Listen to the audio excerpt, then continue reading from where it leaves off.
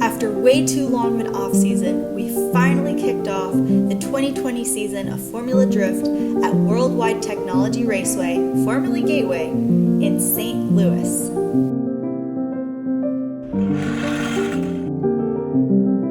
On Wednesday, after passing our tech appointment, the team started to go over the car to make sure nothing got rattled loose on the drive over.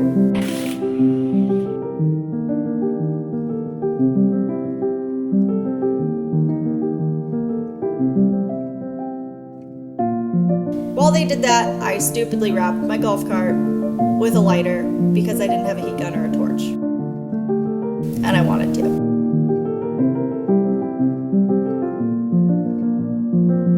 As we prepared for Thursday's practice, I was anxious to get in the car. Because of how weird this year had been, I haven't had a lot of seat time in the car. And our main and biggest difference this year and heading into this event was our new brand of power steering pump. I had never run this pump on this car before, so I was a little nervous to see how it felt.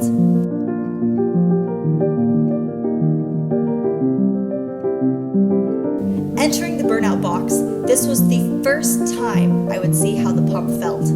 I noticed it was a little stiff at idle and low RPMs, but once I got going in my donuts, it actually was feeling pretty good. This was very exciting for me because, as many of you know, we have struggled with blowing up power steering pumps since 2016.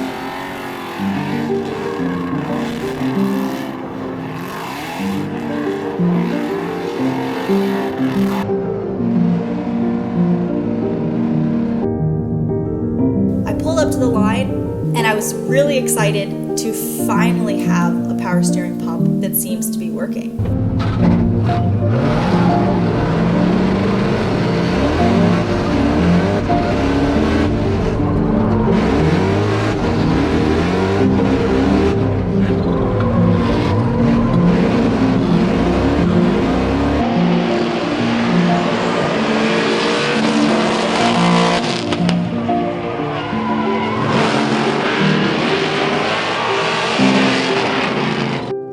It worked flawlessly throughout the entire day Thursday, and knowing that it was working was a huge jump in my confidence level. I was feeling so good. I was having fun driving for the first time in a very long time, and I was actually looking forward to Friday battles.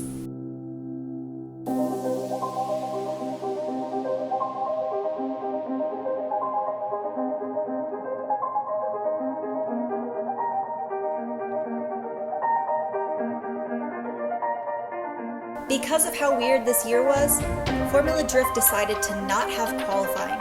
Instead, we would have a top 32 bracket where everybody had a chance to have a tandem battle. I was fortunate to have a bye run into the top 16. And in top 16, I was going up against Austin Motter. I got lucky and I was able to follow him in practice. And in practice, I realized, man, he's pretty fast.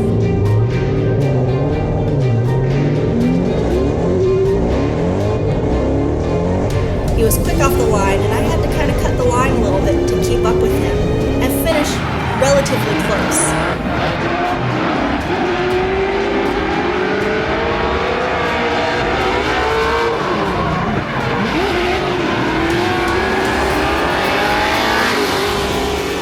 In my battle, I knew I wanted to really get off the light quickly so I could keep up with him and not get lost on the first turn. In practice, she looked strong, looked like her car was up to snuff. Excited to see her run once again. Wow. Rip roaring out of the gate. Here comes Kelsey Rowlings, top one. S14. Now transitioning into that front clip. Oh, Kelsey center punches that front clip. Mata swings a little bit wide. He's got some fresh air, so separate incidents there as Mata slides in a beeline into that final outside zone. My lead run, I was very happy with.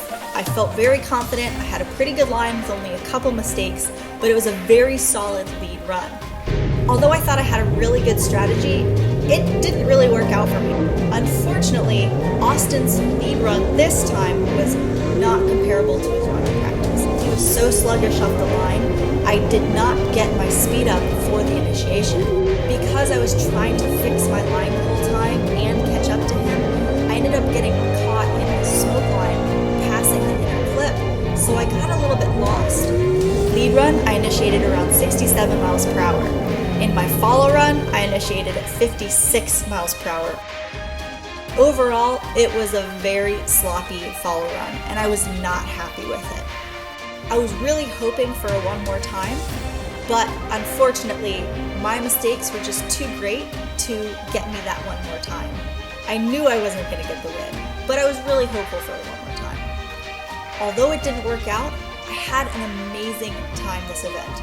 The car is feeling better than it has ever felt before, so I'm really looking forward to round 2 in Seattle.